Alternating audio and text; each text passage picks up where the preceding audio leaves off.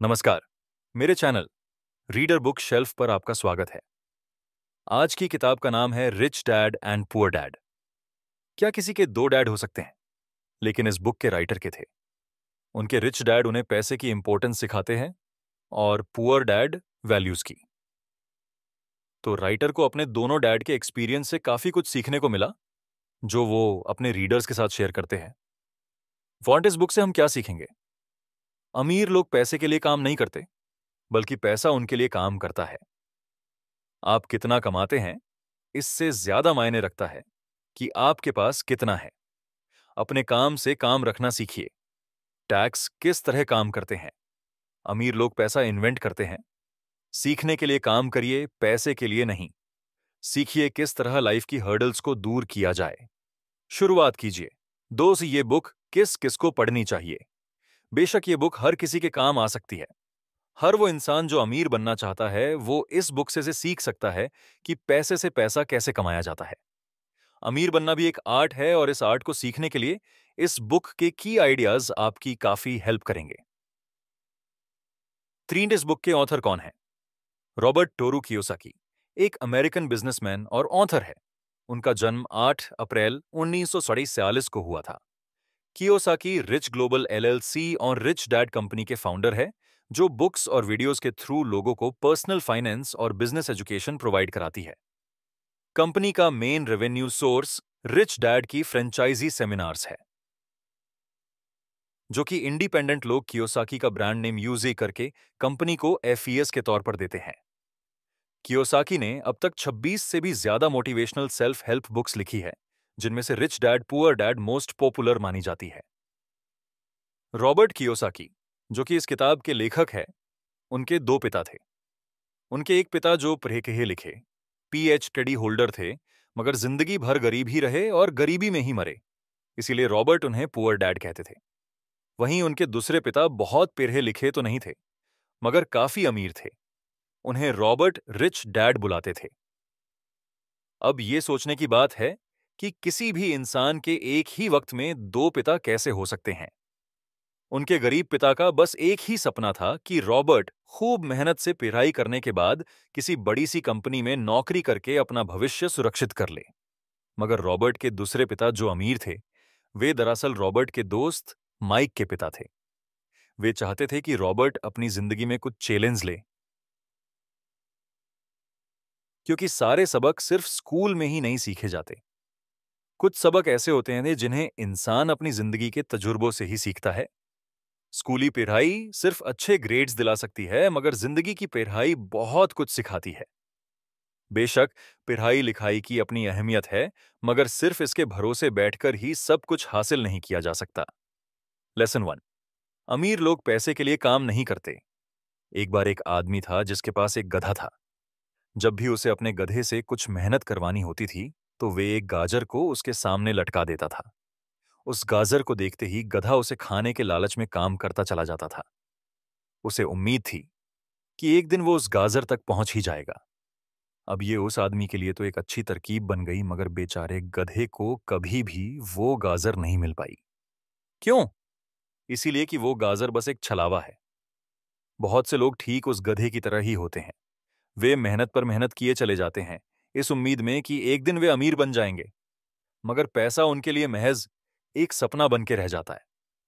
इस सपने के पीछे भागने से आप उस तक कभी नहीं पहुंच सकते। तो पैसे के लिए काम करने के बजाय पैसे को अपने लिए काम करने दें। जब आप अमीर बनना चाहते हैं तो सिर्फ पैसे कमाने के लिए काम ना करें, क्योंकि जैसे ही हम अमीर बनने की राह में कदम बढ़ाते हैं, हमारा डर और लालच हम पर हावी होने लगता है कि कहीं हम गरीब के गरीब ही ना रह जाए। इसी डर से हम और ज्यादा मेहनत करने में जुट जाते हैं। फिर हमारा लालच हम पर हावी होने लगता है। हम उन सारी खूबसूरत चीजों की कल्पना करने लगते हैं जो पैसे से हासिल की जा सकती है। अब यही डर और लालच हमें ऐसे चक्कर में उलझा देता है जो कभी खत्म नहीं होता।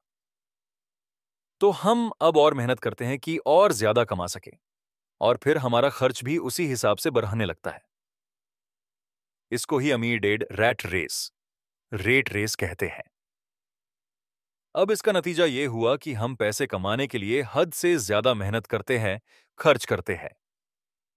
ये एक ट्रैप है और आपको लालच और डर का ये ट्रैप अवॉइड करना है, क्योंकि हम में से अधिकतर लोग जो अमीर होना चाहते हैं इसी ट्रैप का शिकार हो जाते हैं। पैसे के पीछे मत भागिए, बल्कि पैसे को अपने पीछे भागने के लिए मजबूर कर दीजिए। आपकी नौकरी लगी है तो काम पर यह सोचकर मत जाइए कि हर महीने आपको एक पेचेक लेना है, क्योंकि वो पेचेक आपके सारे बिल्स मुश्किल से ही भर पाता है। ये हर महीने की कहानी बन जाती है। फिर तंग आकर आप कोई दूसरी नौकरी ढूंढकर और ज्यादा मेहनत करने लगते हैं, लेकिन तब भी आप पैसे के लिए ही काम कर रहे होते हैं। और यही वजह है कि आप कभी अमीर नहीं बन पाते। सच का सामना कीजिए, आप खुद के लिए जवाबदेह है, दूसरों के लिए नहीं। तो आपके जो भी सवाल है खुद से पूछिए, क्योंकि उनका जवाब सिर्फ आपके ही पास है। क्या आप सिर्फ इसीलिए काम कर रहे हैं, सो नेचर हैं कि आपकी जिंदगी में सिक्योरिटी रहे, एक ऐसी नौकरी जहां से आपको निकाले जाने का कोई डर ना हो, या फिर आप सिर्फ दो पैसे कमाने के लिए काम करते हैं और आपको लगता है कि एक दिन आप इस तरह अमीर हो जाएंगे? क्या बस यही आपको सेटिस्फाई करने के लिए काफी है? अगर आपका जवाब हां है, तो मुझे आपकी सोच पर अफसोस है, क्योंकि आपने जो अमीर बनने का सपना देखा है वो कभी पूरा नहीं होने वाला। आप हमेशा गरीबी में ही जिएंगे। लेकिन अगर आपका जवाब ना है, तो आपका पहला कदम यह होगा कि सबसे पहले आप अपने मन से डर हटा दीजिए, क्योंकि ज्यादा पैसा ना कमा पाने का डर और लालच ही आपको बगैर सोचे समझे काम करने के लिए मजबूर करता है। और हमारा यही कदम हमें नाकामयाबी की तरफ धकेलता है। बेशक हम सब के अंदर डर और चाहत की भावना होती है, लेकिन उन्हें खुद पर इतना हावी ना होने दे कि हम उनके बस में होकर उलटे सीधे फैसले लेने लग जाए। बेहतर होगा कि हम जो भी करें, पहले उसके बारे में खूब सोच ले। हमेशा दिल से नहीं, बल्कि दिमाग से काम ले। हर सुबह अपने आप से पूछिए, क्या आप उतना कर पा रहे हैं? चलिए रहे अदरा भले हैं जितना कि आपको करना चाहिए। क्या आप अपनी पोटेंशियल का पूरा इस्तेमाल कर पा रहे हैं? आम लोगों की तरह सोचना छोड़ दीजिए, जो काम सिर्फ और सिर्फ पैसे के लिए करते हैं। ये सोचना छोड़ दीजिए कि मेरा बॉस कम पैसा देता है, मुझे ज्यादा मिलना चाहिए, मैं इससे ज्यादा कमा सकता हूं। याद रखिए, आपकी परेशानियों के लिए सिर्फ आप जिम्मेदार है, कोई और नहीं। बॉस आपकी सैलरी नहीं बढ़ाता तो उसे इल्जाम मत दीजिए, टैक्स को इल्जाम मत दीजिए। जब आप खुद की समस्याओं की जिम्मेदारी लेते हैं, तब सिर्फ आप ही उसका हल निकाल सकते हैं। यही वो पहला सबक है जो अमीर डैड ने रॉबर्ट को सिखाया। इस सबक का एक पार्ट ये भी था कि अमीर डैड ने उन्हें एक कन्वीनियंस स्टोर में काम पर लगा दिया। उन्हें इस काम के कोई पैसे नहीं मिले, वे बस काम करते रहे। इसका फायदा ये हुआ कि वे अपने दिल से काम में लगे रहे और इस दौरान कई नए आइडिया उनके दिमाग में आते रहे। पैसे को अपने पीछे कैसे भगाया जाए, इस बारे में उन्हें कई विचार मिले। उन्होंने देखा कि उस स्टोर की क्लर्क कॉमिक्स बुक के फ्रंट पेज को दो हिस्सों में फाड़ देती थी। आधा हिस्सा वो रख लेती और आधा हिस्सा फेंक देती थी। देर शाम स्टोर में एक डिस्ट्रीब्यूटर आया करता था। वो कॉमिक्स बुक के ऊपरी आधे हिस्से को क्रेडिट के लिए लेता और बदले में नई कॉमिक्स बुक्स दे जाया करता। एक दिन उन्होंने उस डिस्ट्रीब्यूटर से पूछा कि क्या वो पुरानी कॉमिक्स बुक्स ले सकते हैं। वो इस शर्त पर मान गया कि वे उन कॉमिक्स को बेचेंगे नहीं। ये उनके दिमाग में बिजनेस का एक नया आइडिया था। उन्होंने वे पुरानी कॉमिक बुक्स अपने दोस्तों और बाकी बच्चों को पढ़ने के लिए किराए पर देनी शुरू कर दी। बदले में वे हर किताब का 10 सेंट किराया वसूल करते थे। हर किताब सिर्फ 2 घंटे के हिसाब से पढ़ने के लिए दी जाती थी, तो असल मायनों में वे उन्हें बेच नहीं रहे थे। उन्हें उस गैराज पर काम भी नहीं करना पड़ा जहां से वे कॉमिक्स किराए पर देते थे। उन्होंने माइक की बहन को काम पर रखा, जिसके लिए उसे हर हफ्ते $8 दिया जाता। एक ही हफ्ते में उन्होंने $9 कमाए। इस तरह उन्होंने सीखा कि पैसे को खुद के लिए काम करने दो, न कि आप पैसे के लिए काम करो। सबक 2, फाइनेंशियल लिटरेसी क्यों सिखाई जाए। 1923 में एजवाटर बीच होटल, शिकागो में एक मीटिंग हुई। दुनिया के बहुत से लीडर और बेहद अमीर बिजनेसमैन इस मीटिंग का हिस्सा बने। इनमें से थे एक बहुत बड़ी स्टील कंपनी के मालिक चार्ल्स शवाब और समुअल इंसुल, उस वक्त की लार्जेस्ट यूटिलिटी प्रेसिडेंट, और बाकी कई और बड़े बिजनेसमैन। इस मीटिंग के 25 साल बाद इनमें से कई लोग गरीबी में मरे, कुछ ने खुदकुशी कर ली थी। और कईयों ने तो अपना दिमागी संतुलन खो दिया था। असल बात तो ये है कि लोग पैसे कमाने में इतने मशगूल हो जाते हैं कि वो ये खास बात सीखना भूल जाते हैं कि पैसे को रखा कैसे जाए। आप चाहे जितना मर्जी पैसा कमा लें, उसे बनाए रखना असली बात है। और अगर ये हुनर आपने सीख लिया तो आप किसी भी आड़े-टेढ़े हालात का सामना आसानी से कर लेंगे। लॉटरी में मिलियन जीतने वाले लोग कुछ सालों तक तो मजे से जीते हैं, मगर फिर वापस उसी पुरानी हालत में पहुंच जाते हैं। अधिकतर लोगों के सवाल होते हैं यार कोने थे कि अमीर कैसे बने या अमीर बनने के लिए क्या करें। इन सवालों के जवाब से अधिकतर लोगों को निराशा ही होती है। मगर इसका सही जवाब होगा कि पहले आप फाइनेंशियली लिटरेट बनना सीखें। देखिए कि यार नहीं अकुशल से और सिद्ध मेर से देखिए, अगर आपको एम्पायर स्टेट बिल्डिंग खड़ी करनी है तो सबसे पहले आपको एक गहरा गड्ढा खोदना पड़ेगा, फिर उसके लिए एक मजबूत नींव रखनी पड़ेगी। लेकिन अगर आपको एक छोटा सा घर बनाना हो तो एक 6 इंची कंक्रीट स्लेब डालकर भी आपका काम चल जाएगा। मगर अफसोस तो इसी बात का है कि हम में से ज्यादातर लोग 6 इंची स्लेब पर एक एम्पायर स्टेट बिल्डिंग खड़ी करना चाहते हैं, और वे ऐसा करते भी हैं तो जाहिर है कि बिल्डिंग टूटेगी ही टूटेगी। गरीब डेड रॉबर्ट से बस यही चाहते थे कि वे खूब पिराई करें, लेकिन अमीर डेड उसे फाइनेंशियली लिटरेट बनना चाहते थे। ज्यादातर स्कूल सिस्टम बस घर बनाना सिखाते हैं, मजबूत फाउंडेशन नहीं। स्कूली शिक्षा और पढ़ाई की अपनी अहमियत है, मगर असल जिंदगी में ये ही सब कुछ नहीं है। लायबिलिटीज और एसेट्स के बीच फर्क समझे और एसेट्स खरीदे। सुनने में बड़ी आसान बात लगती है, लेकिन यही एक रूल है जो आपको अमीर बनाने में मदद करेगा। अक्सर गरीब और मिडिल क्लास लोग लायबिलिटीज को एसेट समझ लेते हैं, मगर अमीर जानता है कि असल में एसेट्स होते क्या है और वो वही खरीदता है। अमीर डेड किस प्रिंसिपल में यकीन रखते हैं, जिसका मतलब है कीप इट सिंपल स्टूपिड। उन्होंने लेखक और उसके दोस्त माइक को यही सिंपल बात सिखाई, जिसकी बदौलत वे इतनी मजबूत फाउंडेशन रखने में कामयाब रहे। इस सीख की यही सिंपल बात है कि लायबिलिटीज और एसेट्स के बीच फर्क समझे और एसेट्स खरीदे। लेकिन अगर ये इतना ही सिंपल है तो हर आदमी अमीर होता है ना। मगर यहां मामला उल्टा है। ये दरअसल इतना सिंपल है कि हर कोई इस बारे में सोचता तक नहीं है। लोगों को लगता है कि उन्हें लायबिलिटीज और एसेट्स के बीच फर्क पता है, मगर उन्हें सिर्फ लिटरेसी के बारे में मालूम है, फाइनेंशियल लिटरेसी के बारे में नहीं। पीडीएफ में कुछ ड्राइंग्स दी गई है जिसकी मदद से अमीर डैड ने एसेट्स और लायबिलिटीज के बीच का फर्क समझाया। एसेट्स का कैश फ्लो पैटर्न कुछ इस तरह होता है। Income statement, balance sheet. Income statement को प्रॉफिट और लॉस का स्टेटमेंट मानकर चलना चाहिए। इसका सिंपल सा मतलब है इनकम की आपके पास कितना पैसा आया, और एक्सपेंस है कि आपसे कितना पैसा खर्च हुआ। बैलेंस शीट एसेट्स और लायबिलिटीज के बीच बैलेंस बताती है। बहुत से पढ़े लिखे अकाउंटेंट्स को भी यह पता नहीं होता कि आखिर बैलेंस शीट और इनकम स्टेटमेंट कैसे एक दूसरे से जुड़े हैं। लायबिलिटी में कैश फ्लो कुछ ऐसा होगा। Income statement, balance sheet. अब ये चार्ट देखने में बहुत सिंपल है, इसे आसानी से लोगों को समझाया जा सकता है। एसेट्स वे चीजें होती है जो आपके लिए पैसे कमाने का काम करती है। मान लो आप कोई घर खरीदकर उसे किराए पर देते हैं, तो उसी किराए से आप वो लोन भी चुका सकते हैं जो आपने घर खरीदने के लिए लिया था। अब घर भी आपका हुआ और उससे मिलने वाला किराया भी। इसके उलट लायबिलिटीज आपकी जेब से पैसे खर्च करवाती है, जैसे कि घर खरीदकर उसमें रहने से आपको कोई किराया नहीं मिलने वाला। तो अब आप समझ गए होंगे कि अगर अमीर बनना है तो एसेट्स खरीदिए, और गरीब ही रहना है तो लायबिलिटीज। अमीर लोगों के पास ज्यादा पैसा इसलिए होता है कि वे इस प्रिंसिपल पर यकीन करते हैं। वहीं दूसरी तरफ गरीब लोग इस प्रिंसिपल को ठीक से समझ ही नहीं पाते। इसीलिए इस बात पर जोर दिया जा रहा है कि सिर्फ लिटरेट नहीं, बल्कि फाइनेंशियली लिटरेट बनिए। सिर्फ नंबर्स से कुछ नहीं होता। फर्क तो तब पड़ता है जब आप अपनी कहानी खुद लिखें।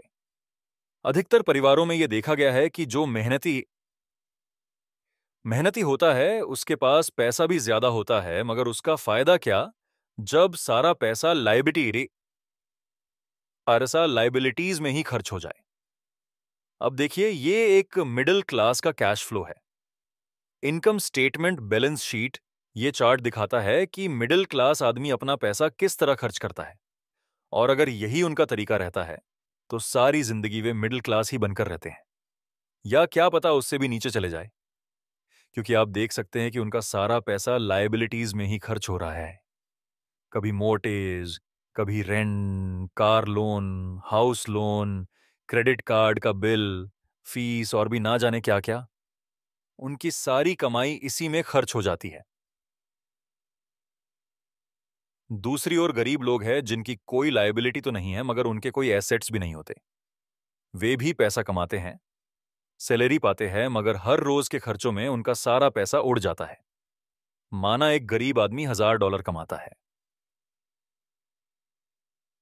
उसमें से $300 वो अपने छोटे से घर के किराए में खर्चता है, $200 उसके आने जाने का किराया, $200 टैक्स और $200 खाने और कपड़ों में खर्च हो जाता है। अब उसके पास बचा क्या? कुछ भी नहीं। और कभी कभी तो उधार लेकर काम चलाना पड़ता है, जिससे वो और गरीब हो जाता है। इसके उलट अमीर एसेट्स खरीद कर रखते हैं, फिर उनके वो एसेट्स उन्हें और पैसा कमा कर देते हैं। उनकी कमाई इसी तरह 2 से 4, 4 से 8 होती जाती है। अधिकतर अमीर लोग दिमाग से काम लेते हैं। वे घर लोन पर लेकर उसे किराए पर लगा देते हैं। बिना मेहनत के हर महीने किराया मिलता है, जिससे वे अपना लोन भी चुकता कर लेते हैं। मानिए कि लोन की इंस्टॉलमेंट $8 है, तो ये अपने घर का $2 किराया वसूल करेंगे। $8 बैंक को देंगे, $8 अपनी जेब में। तो हो गया ना ये बिना मेहनत के पैसा कमाना। तो असल में अमीर डैड और गरीब डैड के बीच बस सोच का फासला है। अपना पैसा कैसे खर्चे, सिर्फ यही मुद्दे की बात है और कुछ नहीं। 1960 के दिनों में अगर बच्चों से पूछा जाता था कि वे बड़े होकर क्या बनेंगे, तो सबके पास यही जवाब होता था कि वे अच्छे ग्रेड्स लाएंगे और डॉक्टर बनेंगे। तब सबको यही लगता था कि अच्छे ग्रेड्स लेकर वे बहुत पैसा कमा सकेंगे। हालांकि उनमें से बहुत बच्चे आज बड़े होकर डॉक्टर बन चुके हैं। बावजूद इसके उनमें से काफी लोग आज भी फाइनेंशियली स्ट्रगल करते नजर आएंगे, क्योंकि उन्हें हमेशा यही लगा कि ज्यादा पैसा कमाने से उनकी सारी परेशानियां दूर हो जाएंगी। मगर आज के दौर में ऐसा नहीं है। आज बहुत से बच्चे फेमस एथलीट बनना चाहते हैं, या फिर सीईओ, या फिर कोई मूवी स्टार या रॉक स्टार, क्योंकि उन्हें पता है कि सिर्फ अच्छी पढ़ाई और अच्छे ग्रेड्स के भरोसे बैठकर वे करियर में सक्सेस नहीं पा सकते। आजकल फाइनेंशियल नाइटमेयर बहुत आम हो गया है। अक्सर नए शादीशुदा जोड़े ये सोचते हैं कि उनकी सैलरी अब डबल हो जाएगी, क्योंकि दोनों जने कमा रहे हैं। एक छोटे से घर में रहते हुए वे अब बड़े घर के सपने देखते हैं। इसीलिए वे पैसा बचाना शुरू कर देते हैं। इसकी वजह से उनका सारा ध्यान सिर्फ अपना करियर बनाने पर होता है। उनकी कमाई बढ़ने लगती है तो जाहिर है उसी हिसाब से खर्चे भी। अब जब आप फाइनेंशियली लिटरेट हुए, बिना पैसा बनाते हैं या बिना सोचे समझे उसे खर्च करते हैं, तो होता यह है कि आप पहले से भी ज्यादा खर्च करने लगते हैं। ये एक ऐसा चक्कर है जो फिर चलता ही रहता है। नए जोड़े ने अब इतना पैसा कमा लिया कि वे एक बड़ा घर खरीद सके। उन्हें तो यही लगेगा कि वे अब थोड़े अमीर हो गए हैं, मगर असलियत तो यह है कि बड़े घर के साथ उन्होंने नई लायबिलिटीज भी खरीद ली है। उनके कैश फ्लो में अब प्रॉपर्टी टैक्स का खर्च बढ़ गया। अब उन्हें एक नई गाड़ी भी चाहिए, फर्नीचर भी, सब कुछ नया। उनकी लायबिलिटीज बढ़ती ही चली जा रही है। और ज्यादातर होता यही है कि इनकम के साथ साथ खर्चे भी बढ़ने लगते हैं। फिर एक दिन अचानक इस सच्चाई का खुलासा होता है, मगर तब तक हम इस रेट रेस में बुरी तरह फंस चुके होते हैं। फिर ऐसे ही लोग और स्वरला ही लोग हमारे लेखक रॉबर्ट के पास आकर पूछते हैं कि अमीर कैसे बना जाए। अब यही सवाल तो मुसीबत की जड़ है, क्योंकि सबको लगता है कि पैसा ही हर चीज का इलाज है। ये मानना ही एक बड़ी गलती है। उनकी समस्या ये नहीं है कि वे ज्यादा नहीं कमा रहे, बल्कि ये है कि जो कुछ उनके पास है उसे हैंडल कैसे करें। एक कहावत है जो यहां पर लागू होती है, जब तुम खुद को एक गहरे गड्ढे में पाओ तो और खोदना छोड़ दो। क्यों? ज्यादातर लोग पब्लिक स्पीकिंग से घबराते हैं। मनोचिकित्सकों का मानना है कि लोग इसलिए घबराते हैं क्योंकि उन्हें रिजेक्शन का डर होता है, औरों से अलग होने का भय होता है। लोग हमारे बारे में क्या सोचेंगे या हम पर कहीं हंस ना दे। यही सोचकर अधिकांश लोग पब्लिक स्पीकिंग से दूर भागते हैं। वे वही करना पसंद करते हैं जो सब कर रहे होते हैं। वे खुद को भीड़ का हिस्सा बनाकर संतुष्ट हो जाते हैं। आपका घर आपका सबसे बड़ा एसेट है। लोन लीजिए। अब प्रमोशन हो गया है, अब सैलरी बढ़ गई है तो नया घर लो। यही सब बातें हम लोगों से सुनते रहते हैं और फिर हम भी उसी रास्ते पर चल पड़ते हैं, क्योंकि जो सब कर रहे हैं वो सही कर रहे हैं, वो जरूर सही होगा, है कि नहीं? मगर नहीं, ऐसा बिल्कुल नहीं है।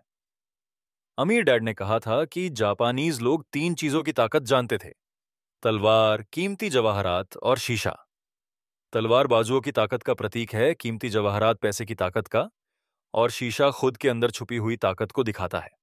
और वही हमारी सबसे बड़ी ताकत है। जब आप खुद को जानते हो, शीशे के सामने अगर आप खुद से सवाल पूछ सकते हो कि मैं सही हूं या मुझे भी भीड़ का हिस्सा बनकर रहना चाहिए, तो जो जवाब आपको मिलेगा वही आपकी असली ताकत है।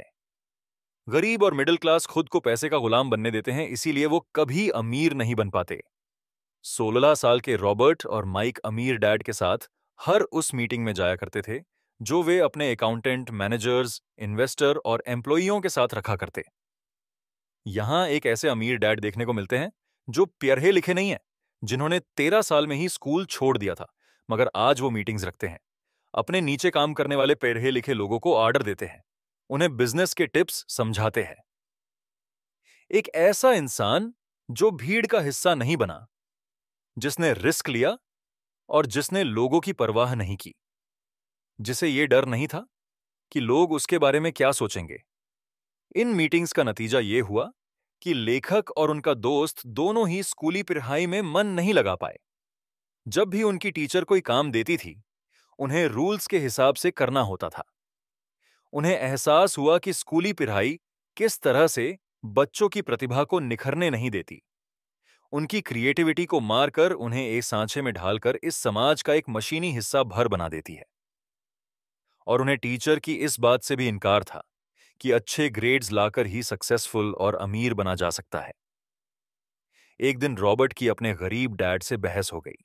उनके पिता का मानना था कि उनका घर उनके लिए सबसे बेस्ट इन्वेस्टमेंट है, मगर वो एक रेट रेस में भाग रहे थे। उनकी इनकम और खर्चे बराबर ही थे। उन्हें पूरा करने के लिए उनके पास एक पल की भी फुर्सत नहीं थी। यही बात रॉबर्ट उन्हें समझाना चाह रहे थे कि उनके पिता के लिए वो घर एसेट नहीं, लायबिलिटी है। घर पर उनके पैसे खर्च हो रहे थे, बदले में मिल कुछ नहीं रहा था। ये बात उनके गरीब डैड समझ नहीं पा रहे थे, और यही फर्क था गरीब और अमर डैड के बीच। खैर, उनकी बहस चलती रही। उन्होंने अपने गरीब पिता को बताया कि अधिकतर लोगों की जिंदगी लोन चुकाने में ही निकल जाती है। जिस घर को वे खरीदते हैं, उसके लिए वे 30 साल तक लोन भरते हैं, फिर एक और बड़ा घर लेते हैं और पाना लोन रिन्यू करवाते हैं। अब घर की कीमत भी उसी हिसाब से बढ़ेगी या नहीं, ये निर्भर करता है। कुछ लोग ऐसे भी हैं जिन्होंने घर खरीदने के लिए एक बड़ी रकम ली थी। जितनी घर की कीमत नहीं थी, उससे ज्यादा कर्ज उनके सर पर चेरच गया। इसका सबसे बड़ा नुकसान लोगों को यह होता है कि वे बाकी जगह इन्वेस्टमेंट नहीं कर पाते, क्योंकि उनका सारा पैसा उस घर पर लगा है। उन्हें कभी इन्वेस्टमेंट करने का मौका ही नहीं मिल पाता, और ना ही वे इस बारे में कुछ सीख पाते हैं। और इस तरह कई एसेट्स उनके हाथ से निकल जाते हैं। अगर इसके बदले लोग सिर्फ एसेट्स पर ध्यान दें, तो उनका फ्यूचर कहीं ज्यादा बेहतर हो सकता है। अब उदाहरण के लिए, रॉबर्ट की पत्नी के पेरेंट्स एक बड़े से घर में शिफ्ट हो गए। उनका सोचना था कि अपने लिए बड़ा और नया घर लेना एक सही फैसला है, क्योंकि बाकियों की तरह उन्हें भी घर लेना एक एसेट्स लगता था। मगर वे ये जानकर हैरान रह गए कि उस घर का प्रॉपर्टी टैक्स $1000 था। ये उनके लिए एक बड़ी कीमत थी, और क्योंकि वे रिटायर हो चुके थे, तो इतना पैसा टैक्स के रूप में भरना उनके रिटायरमेंट बजट के बाहर था। बेशक हम ये नहीं कह रहे कि आप एक नया घर ना लें, बल्कि हम समझाना चाहते हैं कि जितने पैसे से आप एक बड़ा घर लेंगे, उतने पैसे आप किसी एसेट में इन्वेस्ट करें तो बेहतर होगा। आपका एसेट आपके लिए कमाई करेगा। और कुछ ही समय बाद आपके पास इतना पैसा होगा कि आप आसानी से मनपसंद घर ले पाएंगे, वो भी बिना किसी लोन के।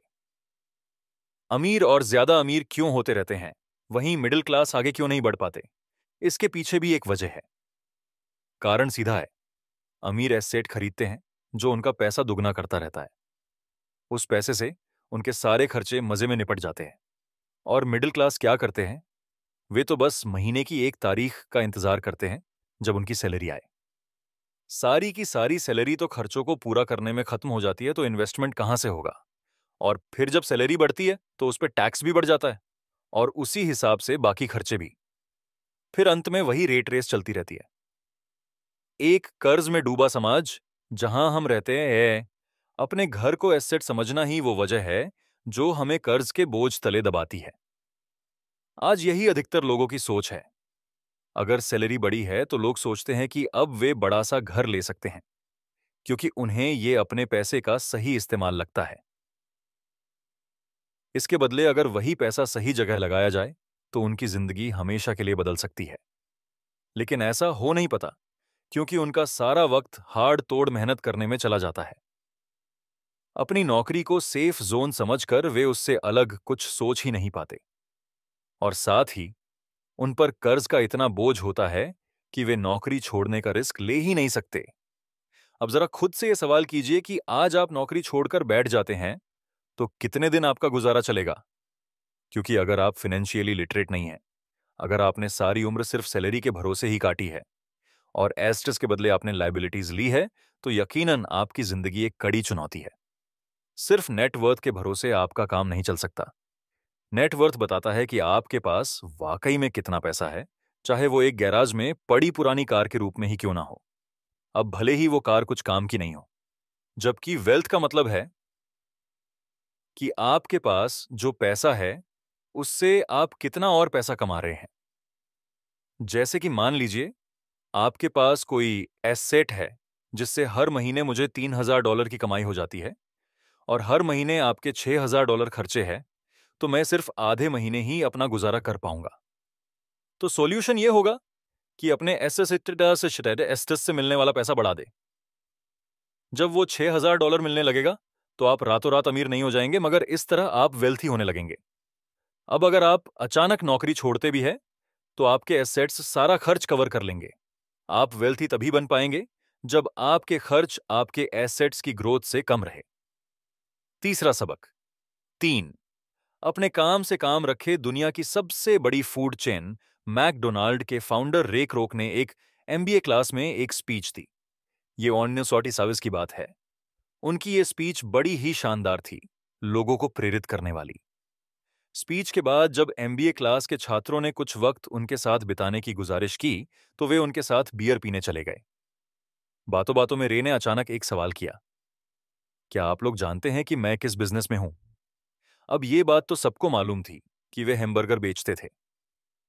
इस बात पर वे हंसने लगे और बोले कि उनका असल बिजनेस तो रियल एस्टेट है, क्योंकि मैकडोनाल्ड के लिए हर लोकेशन का चुनाव सोच समझकर किया जाता है। जहां उसकी फ्रेंचाइजी बनाई जाती है वो जमीन भी साथ ही बेची जाती है। तो इसका सीधा मतलब है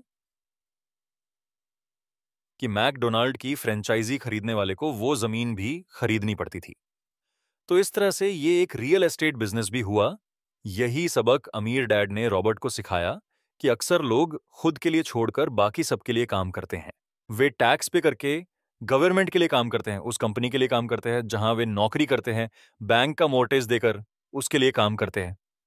और ये सब इसलिए क्योंकि हमारा एजुकेशन सिस्टम ही ऐसा है। स्कूल हमें एम्प्लॉय बनना सिखाता है, ना कि एम्प्लायर। जो आप पाते हैं वही आप बनते हैं। अगर आपने साइंस पे आही तो डॉक्टर, मैथमेटिक्स पे रही तो इंजीनियर, मतलब जो आपने पे रहा वो आप बने। अब मुसीबत तो ये है कि इससे छात्रों का कोई भला नहीं हो पाता, क्योंकि वे नौकरी और बिजनेस के बीच के फर्क में उलझ कर रह जाते हैं। जब कोई पूछता है कि आपका क्या बिजनेस है, तो आपको ये नहीं बोलना चाहिए कि मैं तो एक डॉक्टर हूं या एक बैंकर हूं, क्योंकि वो आपका प्रोफेशन है, बिजनेस नहीं। कहने का मतलब है कि आप जो करते हैं उसे अपना बिजनेस बनाइए, नौकरी नहीं। अपनी सारी उम्र दूसरों के लिए काम करके उन्हें अमीर करने में बर्बाद ना करे, बल्कि खुद की जिंदगी को खुशहाल बनाने के लिए काम करे। बहुत से लोगों को इस बात का एहसास बड़ी देर से होता है कि उनका हाउस लोन उनकी जान ले रहा है, और फिर उन्हें लगता है कि जिसे वे एसेट मानने की गलती कर रहे थे, दरअसल कभी एसेट था ही नहीं। जैसे उन्होंने कार ली तो उससे जुड़े तमाम खर्चे उनकी लायबिलिटीज बन गए। उन्हें पूरा करने के लिए नौकरी जरूरी है, और अगर कभी वो सेफ जॉब उनके हाथों से निकल गई तो उनकी मुसीबतें शुरू हो जाती हैं। इसीलिए तो हम एसेट कॉलम पर इतना जोर दे रहे हैं ना, कि आपकी इनकम कॉलम पर। और फाइनेंशियली सिक्योर होने का यही एक तरीका है। आप कितने अमीर हैं, ये जानने का सही तरीका नेटवर्थ इसीलिए नहीं है क्योंकि जब भी आप अपने एसेट्स बेचते हैं तो उन पर भी टैक्स लगता है। आपको उतना पैसा नहीं मिलता जितना कि आप सोचते हैं। आपके आते बैलेंस शीट के हिसाब से आपको जितना भी पैसा मिलेगा उस पर भी आपको टैक्स देना पड़ेगा। जो आप कर रहे हैं उसे एकदम मत छोड़िए। ये किताब आपको कभी भी ये सलाह नहीं देगी। अपनी नौकरी करते रहिए, पर साथ ही एसेट्स भी जमा कीजिए। और एसेट्स से मेरा मतलब है सही और असली मायने में एसेट्स। मैं ये नहीं कहूंगा कि आप कोई कार लीजिए, क्योंकि वे मेरी नज़र में एसेट नहीं है। क्योंकि जैसे ही आप उसे चलाना शुरू करते हैं, वो अपनी कीमत का 25% खो देती है। जितना हो सके खर्चे में कटौती करे और लायबिलिटीज घटाए।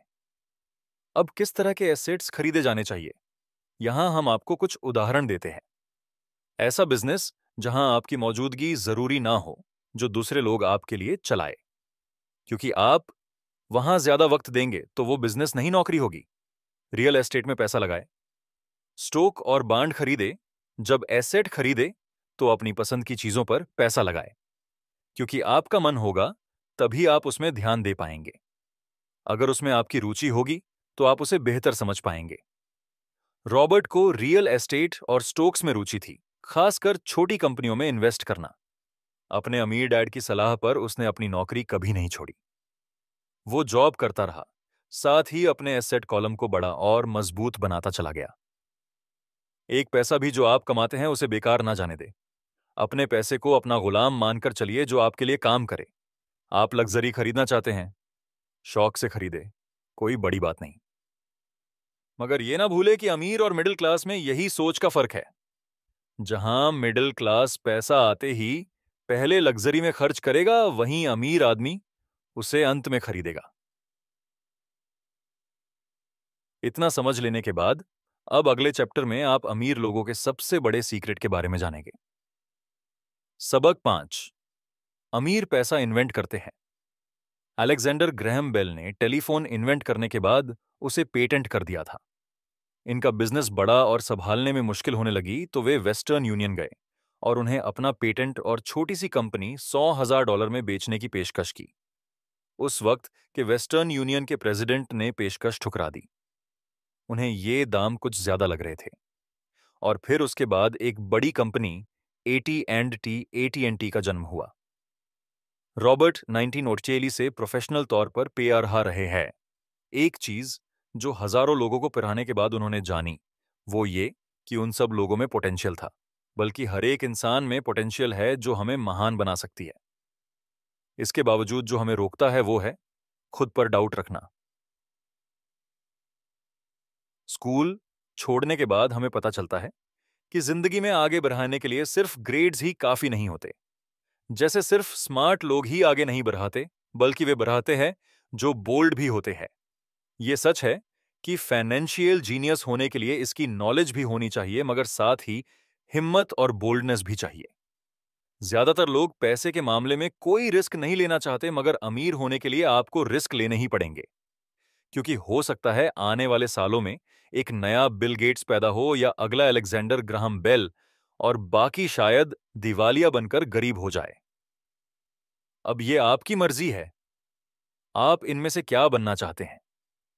अगर आप अपना फाइनेंशियल IQ बढ़ाते हैं तो बहुत कुछ हासिल कर सकते हैं, और अगर नहीं तो आने वाले साल और भी डरावने हो सकते हैं, क्योंकि हर पुराना जाता है तो नया आता है। तो जो आज है वही सबसे खुशहाल वक्त है। आज के दौर में लोग ज्यादा फाइनेंशियली स्ट्रगल कर रहे हैं। वे हैं क्योंकि उनकी सोच अभी भी पुरानी है। फिर वे अपनी गलती ना मानकर या तो अपने बॉस को इल्जाम देंगे या नई टेक्नोलॉजी को। जो कभी कल के दौर में एसेट था, वही आज लायबिलिटी बन चुका है। तो आपको अपडेट रहने की जरूरत है। रॉबर्ट ने एक गेम डिजाइन किया है जिसे वे कैश फ्लो कहते हैं। ये लोगों को सिखाता है कि पैसा कैसे काम करता है, अमीर बनने की राह क्या है और रेट रेस से बाहर कैसे निकले। ये सारी चीजें इस गेम से समझाने की कोशिश की गई। एक दिन एक औरत आई। गेम खेलने के दौरान उसने एक बोट कार्ड जियो का जीता, जिसका मतलब था कि उसने उस गेम में एक बोट जीती। वो औरत बड़ी खुश हुई, मगर जब उसे पता चला कि बोट लेने के लिए उसे एक बड़ी रकम टैक्स भरनी होगी तो उसकी खुशी गायब हो गई।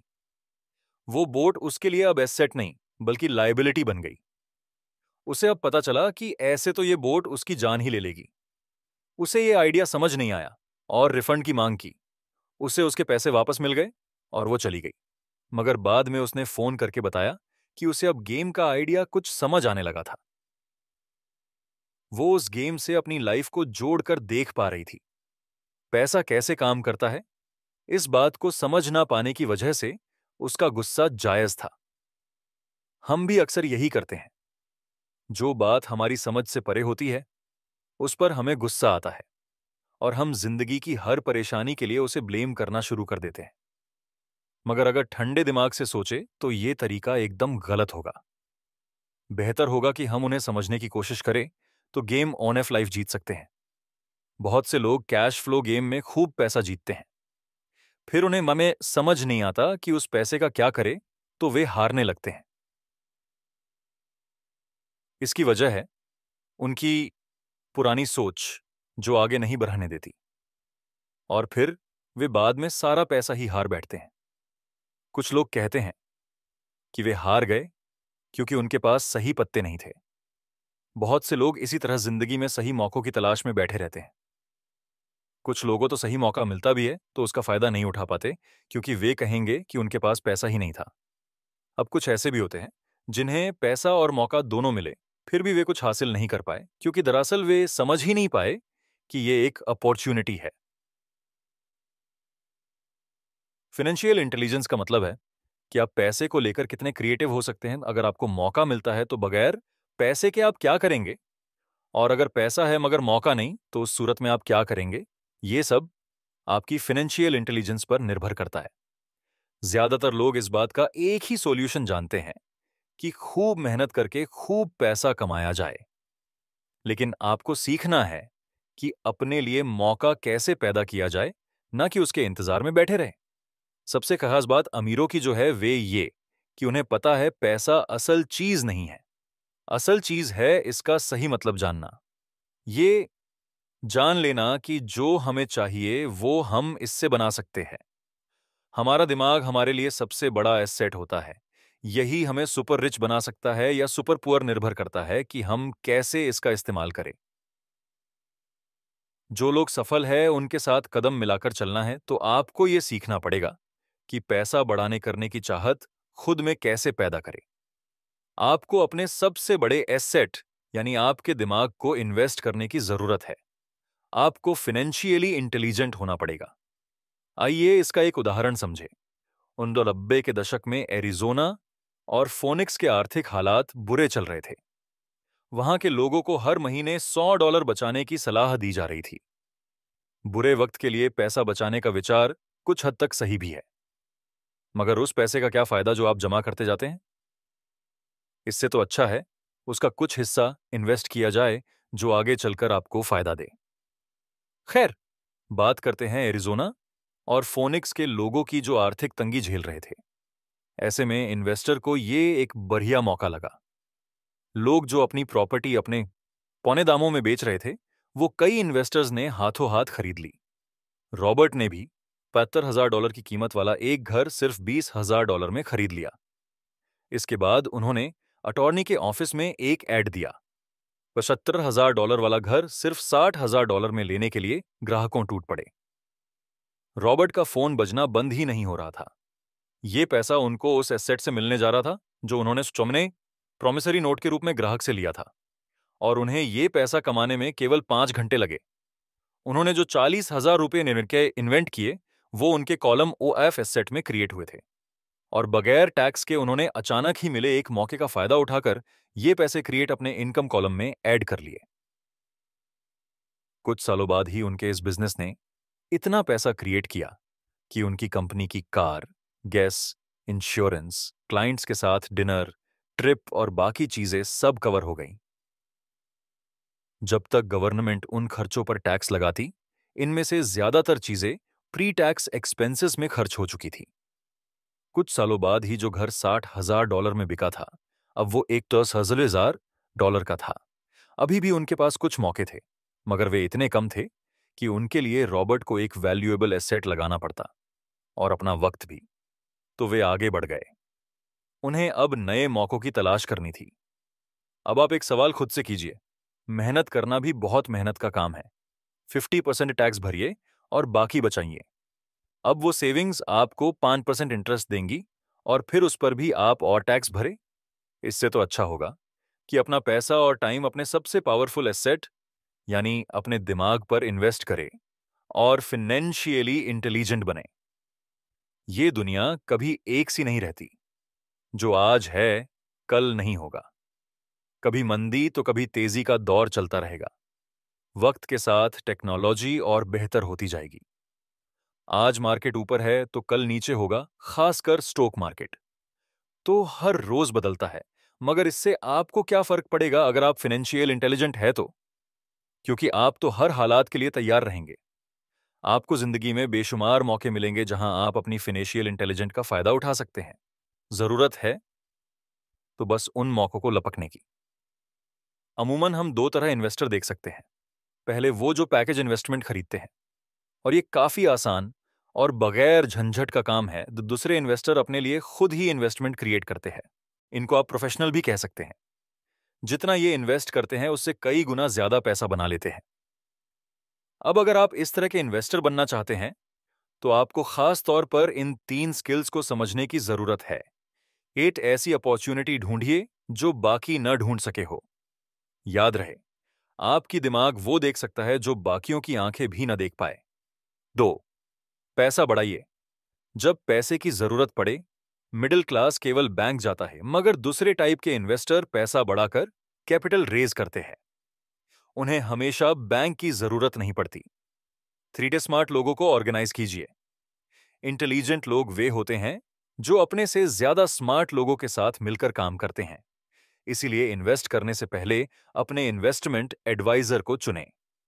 मुझे मालूम है कि ये सब आपके लिए कुछ ज्यादा है, मगर इसके रिवॉर्ड्स शानदार है। जिंदगी में रिस्क बहुत है, लेकिन उन्हें हैंडल करना सीख कर ही आप अमीर बन पाएंगे। सबक 6, सीखने के लिए काम करें, पैसे के लिए नहीं। एक बार एक जर्नलिस्ट ने रॉबर्ट का इंटरव्यू लिया था। रॉबर्ट वेस्सरेर उसके आर्टिकल पहले भी पीआरएच चुके थे और उस जर्नलिस्ट के लिखने की स्टाइल से बेहद प्रभावित थे। इंटरव्यू जब पूरा हुआ तो उस जर्नलिस्ट ने रॉबर्ट को बताया कि वो एक मशहूर लेखिका बनकर उनकी ही तरह एक दिन फेमस होना चाहती है। रॉबर्ट ने उससे पूछा, तो ऐसा क्या है जो उन्हें मशहूर होने से रोक रहा है? इस सवाल के जवाब में उस जर्नलिस्ट ने कहा, उनकी जॉब आगे नहीं बढ़ पा रही। इस पर रॉबर्ट ने सुझाव दिया कि उस जर्नलिस्ट को कोई सेल्स क्लास ज्वाइन कर लेनी चाहिए। जर्नलिस्ट ने बताया कि उनकी एक दोस्त उन्हें पहले ही ये ऑफर दे चुकी है, मगर उन्हें ये छोटा काम लगता है। वे ये भूल गई थी कि रॉबर्ट खुद कभी सेल्स स्कूल जा चुके थे। इस बात का पॉइंट यह है कि अगर आपके पास कोई टैलेंट है जिसके दम पर आप कुछ पैसा कमाना चाहते हैं, तो आपका टैलेंट काफी नहीं होगा, क्योंकि उस टैलेंट को कैसे भुनाया जाए। जब तक आप ये बात नहीं जानते, आपका टैलेंट यूं ही बेकार है। जब तक आप उसे लोगों के सामने पेश करने का हुनर नहीं सीख जाते, आप कुछ नहीं कमा सकते। तो बेचने की कला सीखने में कोई शर्म की बात नहीं है। किसी भी सेल्समैन को इसके लिए शर्मिंदा नहीं होना चाहिए। एक जो सबसे बड़ा फर्क अमीर डैड और गरीब डैड के बीच था वो ये कि गरीब डैड हमेशा नौकरी की चिंता करते थे कि जॉब हमेशा सिक्योर रहे, क्योंकि एक सेफ जॉब ही उनके लिए सब कुछ थी। जबकि अमीर डैड हमेशा सिर्फ और सिर्फ कुछ सीखने पर जोर देते थे। अमीर बनने के लिए आपको बहुत कुछ सीखना पड़ेगा। इसके अलग पहलू को देखें तो स्कूल हमें रिवॉर्ड करते हैं किसी एक ही खास चीज में महारत के लिए। इसका एक उदाहरण देखिए। जब डॉक्टर मास्टर की डिग्री लेते हैं, उसके बाद किसी एक स्पेशल फील्ड में डॉक्टरेट करते हैं, जैसे कि पीडियाट्रिक या कुछ और। मतलब एक छोटे से विषय पर उन्हें बहुत पढ़ना पड़ता है उस फील्ड में महारत के लिए, और यही उनका रिवॉर्ड होता है। ऐसे ही बहुत कुछ जानने के लिए जो थोड़ा बहुत आप सीखते हैं, वो नॉलेज तभी आएगी जब आप अलग-अलग कंपनियों के लिए काम करेंगे, दुनिया की अलग-अलग चीज़ों को जानेंगे, चीज़ें कैसे काम करती है, ये सभी बातें अनुभव करेंगे, तभी आपकी नॉलेज बढ़ेगी। शायद यही वजह थी कि अमीर डैड छोटे रॉबर्ट और माइक को अपने साथ लेकर जाते थे। जब वे अपने डॉक्टर, अकाउंटेंट्स, लॉयर या किसी प्रोफेशनल से मिलने जाते। जब रॉबर्ट ने मेरिन कॉर्प्स ज्वाइन करने के लिए अपनी हाई पेइंग जॉब छोड़ी, तो उसके गरीब मगर पढ़े लिखे पिता समझ नहीं पा रहे थे कि आखिर रॉबर्ट ने ऐसी शानदार नौकरी क्यों छोड़ी। वे एक तरह से इस फैसले से सख्त निराश हुए। रॉबर्ट ने उन्हें समझाने की हर मुमकिन कोशिश की कि उनका ऐसा करना क्यों जरूरी था, मगर उन्हें यह बात हजम नहीं हो रही थी। रॉबर्ट ने उन्हें कहा कि वे सीखना चाहते हैं कि खुले आसमान में कैसे उड़े। उन्हें जानना था कि वर्कर्स की टीम को कैसे हैंडल किया जाए, किसी भी कंपनी को अपने बलबूते पर चलाना कितना मुश्किल काम है। रॉबर्ट ये सब सीखना चाहते थे। वियतनाम से लौटने के बाद रॉबर्ट ने अपनी जॉब से रिजाइन कर दिया और जेरोक्स कॉर्प्स को ज्वाइन कर लिया। उन्हें ये नौकरी किसी फायदे के लिए नहीं चाहिए थी। वो इतने शर्मीले थे कि किसी को कुछ भी बेचने के ख्याल से ही उन्हें पसीना आ जाता। अपनी इसी कमी को दूर करने के लिए उन्होंने जेरोक्स के सेल्स ट्रेनिंग प्रोग्राम की शिक्षा ली। इसके बाद रॉबर्ट ने खुद अपनी कंपनी की शुरुआत की और अपना पहला शिपमेंट भेजा।